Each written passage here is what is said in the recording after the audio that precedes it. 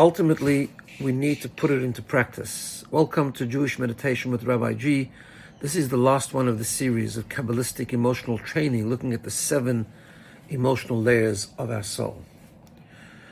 So today we look at the last one, which is called Malchut. So we had the first 6. We had Chesed and Gevurah, love and respect, giving and holding back, Tiferet, the harmony between them, Netzach, overcoming, winning, resilience, ambition, balanced by Hod, which is humility. Last week we talked about Yesod, which is making a connection to the outside world. But at the end of the day, all of that is all great, but we've got to implement it. And that's where Malchut comes in. So Malchut, the word Malchut means kingship or leadership. But to understand it, it's very often also compared to the idea of dibur, communication, speech. Let's have a look at speech for a moment. Words we know are very powerful, yet on reflection, let's understand how words work. So words are really nothing.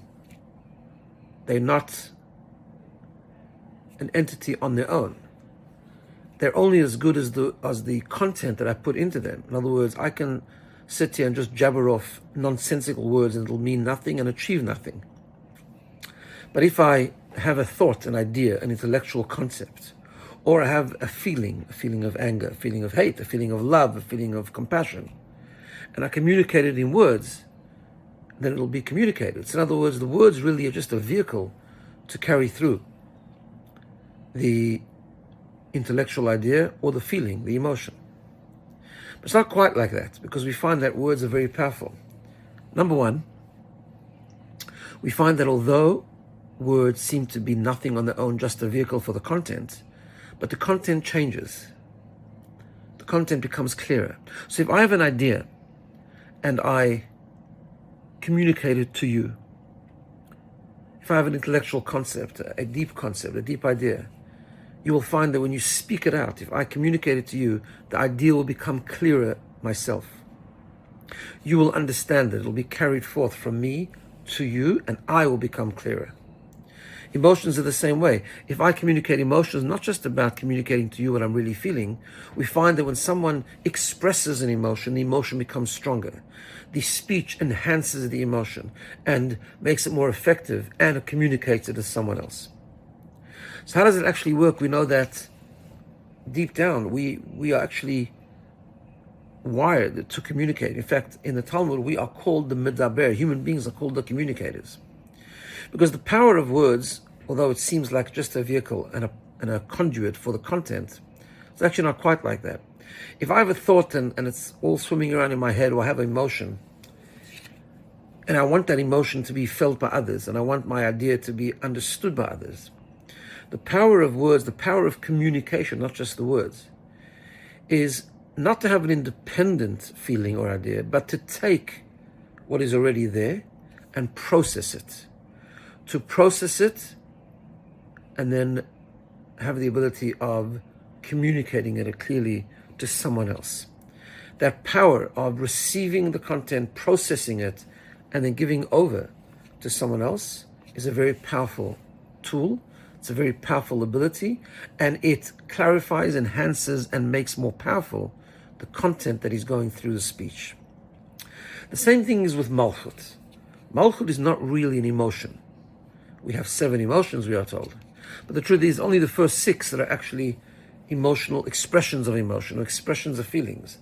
They're feelings of love, feelings of discipline, feelings of compassion, feelings of ambition, humility, of connecting to others, whatever. But they all happen within ourselves. Even the last one, even Yesod, is about making that connection. I'm entertaining the connection. I'm creating a relationship, but I haven't yet delivered my emotions. Malchut is the power to process the emotions. It's not an emotion on its own. It's the power to process the emotion that I have and deliver it to the outside world. That's why it's called Malchut, a king or a leader. What's the sign of a good leader? Someone that is smarter than someone else? No. You can have a brilliant professor that cannot lead. Is a leader someone with healthy emotions? There are many people that have healthy emotions and yet are not leaders. A leader means the ability to take his or her intellectual ideas or his intellectual emotion or his feelings and emotions. In other words, he takes his abilities that he has and possesses and can lead with them. He can deliver it to those outside of him. That's leadership. Knows how to deliver that which he or she already has. Different to, for example, an absent-minded professor and a great intellectual who can reach deep ideas sometimes more than the leader, but doesn't have the ability of leadership, doesn't have the ability of delivering them and connecting to the outside world. So Malchut is a really important power in our soul, the seventh power. Because it's all very good to have, let's say, feelings of love, but you got to express that love. You got to do something about that love. We can have feelings and be very passionate about compassion, but can we execute the compassion? Can we actually go and deliver something to others and be compassionate or communicate compassion and show empathy? It's very good to feel the passion of being disciplined and self-controlled, but can I actually deliver that? Can I be disciplined on the ground? Can I implement it in actual life, in real life? Can I make a reality? That's the power of Malchut. The power of Malchut that we all have is to process that which we already have and to deliver it and implement it. So that's why it's the last one, and it's perhaps the most important one. Similar to the idea of communication. I can have an idea, but it doesn't mean I can teach. I can have an idea, an emotion, doesn't mean I can implement that in a relationship. For example, in a relationship we can love intensely, but we have to communicate that love. We can feel gratitude, but we have to communicate that gratitude. And that's the concept of Malchut. Taking what already is, communicating it, delivering it, implementing it. So let's think about that a little bit. Just want you to close your eyes and relax. And think of the following idea. Turn your attention to your breathing and just breathe in and out for a moment.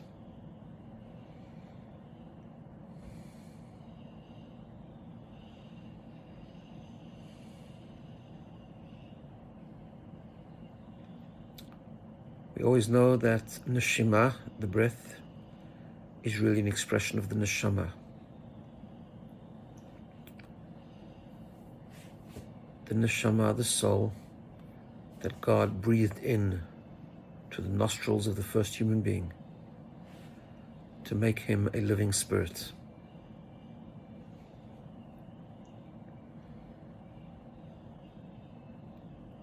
At its core, a very powerful energy, pure energy, a godly energy. It's God's breathing into us.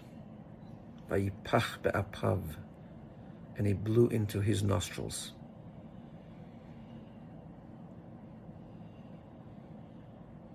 What is that power? What is at the core of the soul's power? Is it thinking? Is it feeling? But it's neither.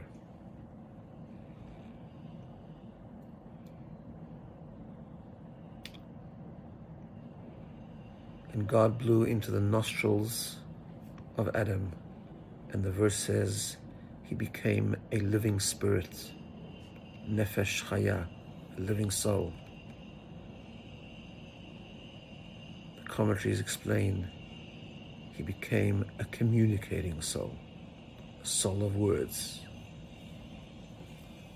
The deepest power is to take what we have and implement it, communicate it, execute it.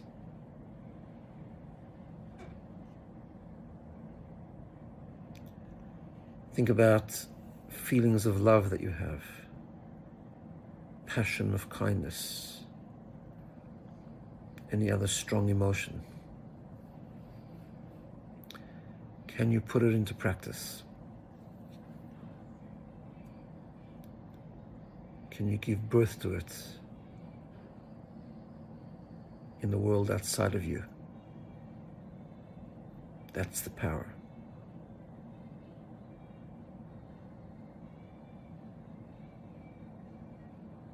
The depth of the soul expresses in the end of the journey. Implementation, leadership, communication.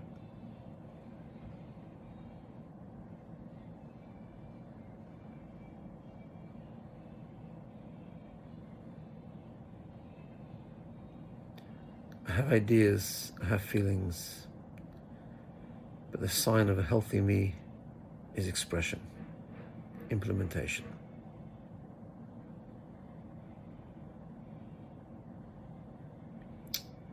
Take that thought and let's just for a moment think about next week is Shavuot, the day that we committed to the Torah, the Sinai revelation. Judaism is a religion of action, implementation. We committed Na'aseh v'nishma. Let us do and then we'll understand. Let us commit to implementing, to behaving in accordance with the values, with the beliefs, with the excitement, the love and the fear that's associated with Judaism. Malchut. Putting it into practice, the most powerful tool of all of the emotions. So I want to take this opportunity as we end this week to first of all wish everyone a Shabbat Shalom and a Chag Sameach for Shavuot, which is next Wednesday and Thursday. And if one can, it's a beautiful thing to try be in the synagogue and the shul on Wednesday morning to hear the 10 Commandments. As the Midrash tells us that when we hear the 10 Commandments, it's as if we are experiencing the Sinai revelation again.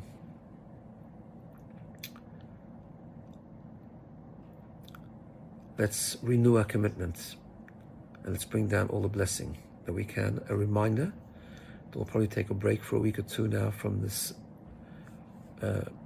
podcast and WhatsApp group. So we'll see you in a week or two. Have a wonderful day.